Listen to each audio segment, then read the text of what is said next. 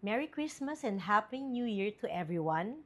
This is Dr. Grace Carol P. Beltran, your dermatologist, dermatologic surgeon, and aesthetic surgeon, your genetologist, and your obesity resource person.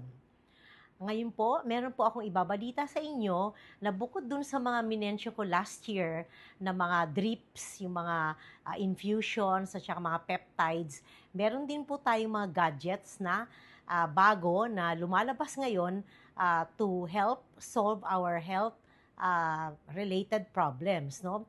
At ang isa po dito, yung tinatawag natin na TAVNS or Transcutaneous Auricular Vagus Nerve Stimulation Gadget. And the picture is above. Okay? Ngayon, ito pong gadget na to,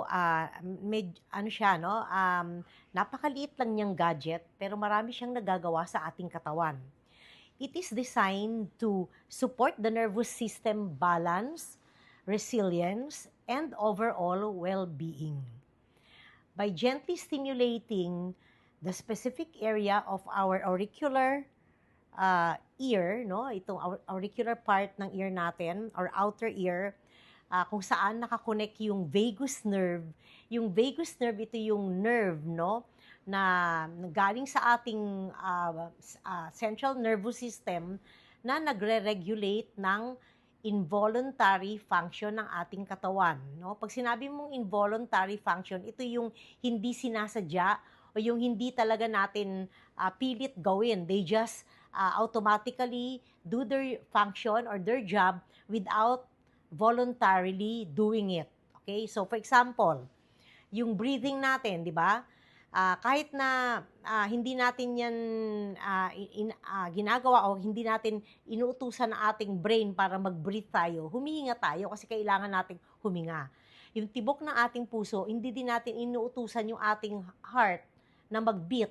Kasi talagang kailangan niya mag-beat para yung supply ng ating blood ay pumunta sa buong katawan natin, no? Yun. So, yung mga movement ng guts natin, yung mga mobilization or yung mobility ng ating intestine, ng stomach natin, hindi rin natin pwedeng iutos yan, no? Kasi kusang ginagawa yan ng katawan natin kahit hindi natin voluntarily gustong gawin.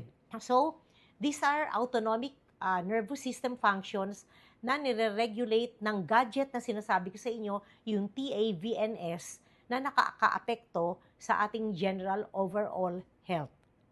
Okay. So, ano ba yung nagagawa nitong TAVNS? Okay? So, yun nga, sinabi ko kanina, nire-regulate niya yung involuntary movements or involuntary functions ng ating katawan, no? Which is, first, it affects the heart, okay? Okay? It controls the heart rate and the blood pressure of each individual. It also controls our breathing patterns, our digestion, metabolism, and gut movement. Yung gut movement, ito yung nakakatulong sa ating pagiging mataba o pagiging mapayat. So, it controls also satiety, yung pagkabusog, yung pagkagutom, yung pagiging gusto nating kumain, yung appetite natin, kinokontrol din niya. And it also controls our absorption of food and the elimination of food. No? So, these are all involuntary functions of our body. Unlike, pag sinabi mo kasing voluntary, kunyari, gusto mong i-flex yung kamay mo yon, voluntary to. Kasi, dinadirect natin yung mind natin para gawin to, no? O kunyari, gusto mo magpalaki ng muscle, yan, voluntary yan. Kasi dinadirect natin yung mind natin na gawin yon para lumaki yung muscle natin. At yung movement ng ating katawan, exercise, for example, ganyan. These are all voluntary movements that we direct our brains to direct our muscle and bones to do the function. Kaya those are voluntary movements. Yung mga involuntary movements ay nangyayari because of our autonomic nervous system, which is being regulated by the vagus nerve, yung pinakamahabang nerve sa ating katawan. At ito ay nakokontrol na ngayon ng transcutaneous auricular nerve stimulation. Transcutaneous auricular vagus nerve stimulation gadget na sinasabi ko po sa inyo ngayon. Okay.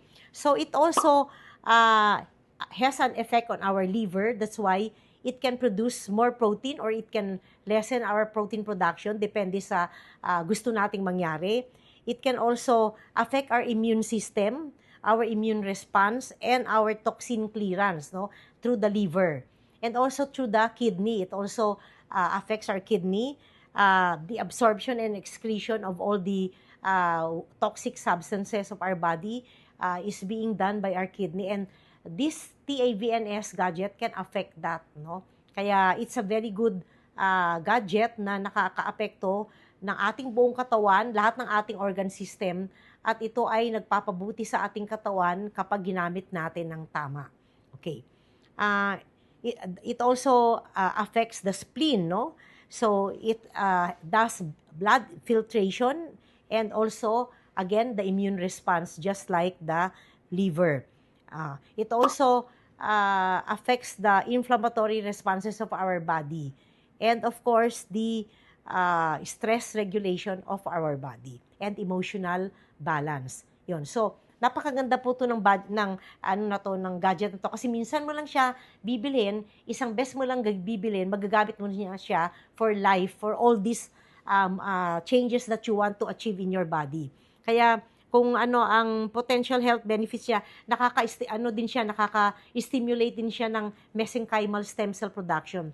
Just imagine, magpapa-stem cell ka, kahit konti lang yung in-infuse mo na cell, ma-stimulate ng gadget na to yung iyong nervous system to produce more mesenchymal stem cell.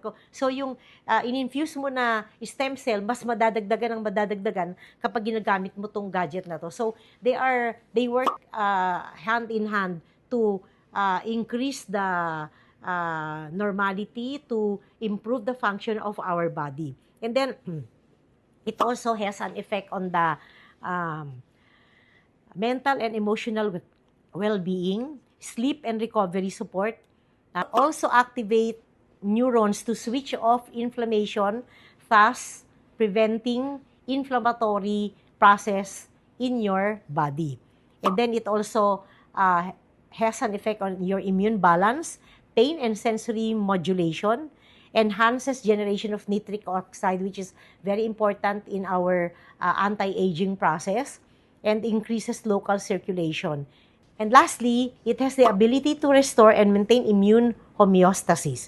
So, for cancer, it can enhance the effect of immunity to help fight the progression of the malignancy. So, yun ang effect niya. Kung may cancer ka, makakatulong ng malaki ito sa'yo. Kasi it can enhance the effect of immunity to help fight progression of the malignancy.